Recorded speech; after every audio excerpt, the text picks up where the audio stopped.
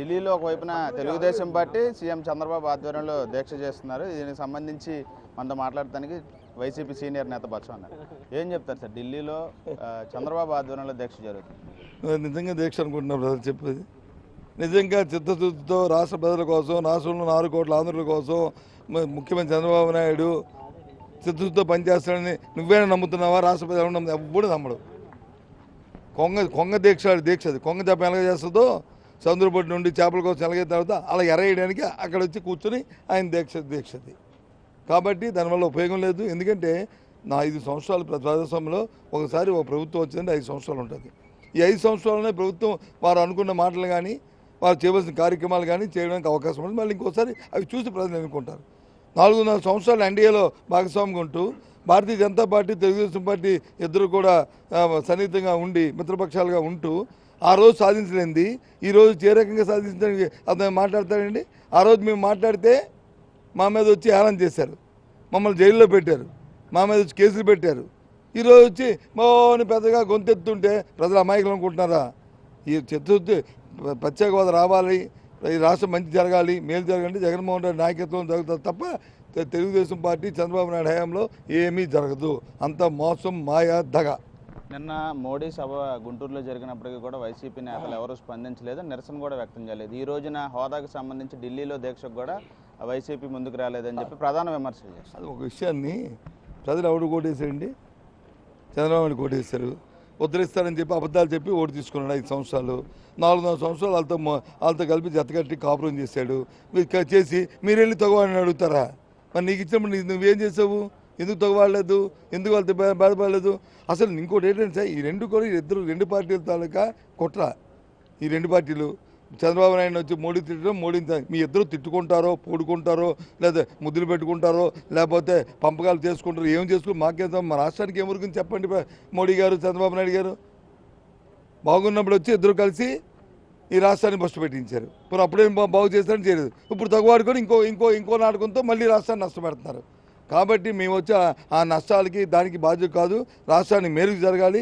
మనం చేసిన ప్రతి ప్రక్రియ, మనం వేసిన ప్రతి అడుగు ఈ రాష్ట్రాన్ని మంచి జరగాలని కోరుకునే వ్యక్తులు మేము.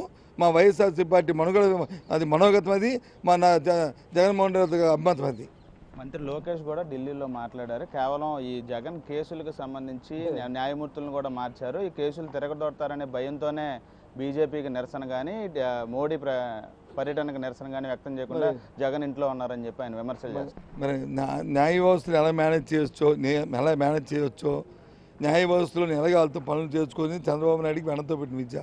కాబట్టి వాళ్ళ కొడుకు కూడా అదే మాటలు మాట్లాడుతున్నాడు. న్యాయ వ్యవస్థలు మారుస్తున్నారని, న్యాయం చేస్తున్నారని. మరి 4.5 సంవత్సరాలు అధికారంలో ఉన్నారు కదా దేంతో భారతీయ అప్పుడు ఎందుకు మరి చేయలేదు ఈ కార్యక్రమాలు? అప్పుడు ఈ కేసు కోసం న్యాయమూర్తి మారకంట అలా కాచుకొని గుడి కట్టుకొని కూర్చున్నారు. వీళ్ళు ఏం మాట్లాడతాడండి? అసలు కేసులు ఎవరు పెట్టారు? కాంగ్రెస్ పార్టీ హయాంలో వచ్చింది. అదే కానీ కేసుల వల్ల రాజీ పడాలంటే కాంగ్రెస్ పార్టీతో రాజీ పడేవారు, కాంగ్రెస్ పార్టీతోనే వెళ్ళేవారు. ఎందుకు మా ప్రజలకు ఇచ్చిన మాట కోసం పార్టీ ఎందుకు పెట్టాలి? రాజశేఖర్ ఆశయాల కోసం ఎందుకు కష్టపడాలి? రాత్రనక పగలనక భార్య పిల్లలు వదులుకొని ఎందుకు 3400 కిలోమీటర్లు పాదయాత్ర చేయాలి?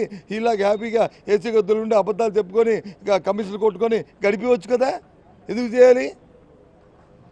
కాబట్టి బాబు ఏం పేరు లోకేష్ గారు, జాగ్రత్తగా ఆలోచించేసి నిన్న కాక మొన్న వచ్చావు, చాలా జాగ్రత్తగా ఏం మాట్లాడకూడదో చట్టాలు వ్యవస్థను గురించి ఆలోచించుకొని వాటి గౌరవించేటట్టు మాత్రం నేర్చుకుంటే మంచిది. అబ్బాయి ఇంకా నిన్న కాక మొన్న పెట్ట కొంచెం కోత ఘనం అన్నట్టుగా ఘనం ఉంది.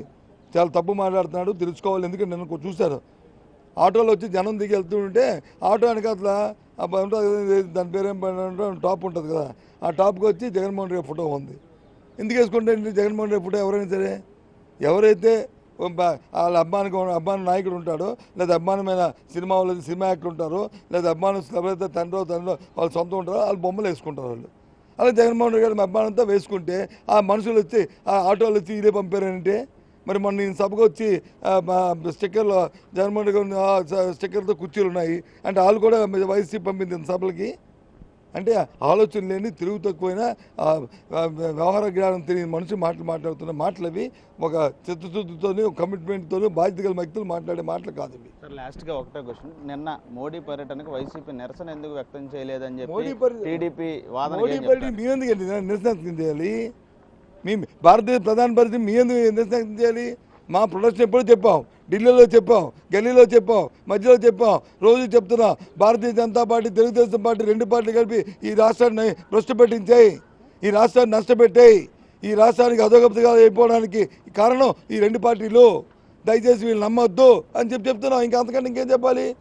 వీళ్ళకి వచ్చి అవసరం ఉన్నప్పుడు వచ్చి నెత్తికెక్కించుకొని, లేనప్పుడు వచ్చి కింద దించుకొని, లేకపోతే అసభ్యమైన పద్యాలను మాట్లాడుకొని వ్యక్తిగత దోషం చేసుకుంటే అది సాంప్రదాయం. అది ఇదేనా రాజకీయాల్లో విలువలు? ఇది మొత్తంగా మొదటి నుంచి కూడా బీజేపీని అదేవిధంగా కేంద్రంతో టీడీపీ వ్యవహారాన్ని కూడా మేము తప్పుపడతానని రెండు పార్టీలు కూడా, అటు బీజేపీ ఇటు టీడీపీ రెండు పార్టీలు కూడా రాష్ట్రానికి అన్యాయం జరగడంలో ఈ రెండు పార్టీలు కీలక పాత్ర వహించాయని చెప్పి బొత్స సత్యనారాయణ చెప్తున్నారు. మరోవైపు నిన్న మోడీ పర్యటనకు సంబంధించి కూడా ప్రత్యేకంగా నిరసన వ్యక్తం చేయకపోవాల్సిన అవసరం కూడా వైసీపీకి లేదు. ఎందుకంటే మొదటి నుంచి కూడా బీజేపీకి సంబంధించి రాష్ట్రానికి ఎటువంటి అభివృద్ధి కానీ ఎటువంటి హామీలు కానీ నెరవేరలు కాబట్టి ఖచ్చితంగా మేము మొదటి నుంచి కూడా బీజేపీని నిరసిస్తున్నాం. అందులో భాగంగానే మేము ఢిల్లీలో కానీ అదేవిధంగా రాష్ట్రంలో కానీ అనేక కార్యక్రమాలు కూడా నిర్వహించాము. అందుకనే నిన్న కూడా ప్రత్యేకంగా ఏ కార్యక్రమాలు కూడా నిర్వహించలేదు. కాబట్టి ఖచ్చితంగా మేము మొదటి నుంచి అటు మోడీని ఇటు చంద్రబాబుని వ్యతిరేకిస్తూనే ఉన్నామని చెప్పి బొత్స సత్యనారాయణ చెప్తున్నారు. మరోవైపు లోకేష్ కూడా అజ్ఞానంతో విమర్శలు చేస్తున్నారు. కాబట్టి ఇక నుంచి అవన్నీ పక్కన పెట్టి మాట్లాడాలని చెప్పి మంత్రి లోకేష్ కూడా బొత్స సత్యనారాయణ హితవు పలికారు. కెమెరా పర్సన్ కోటితో శ్రీకాంత్ ఎన్టీవీ, విజయవాడ నుంచి.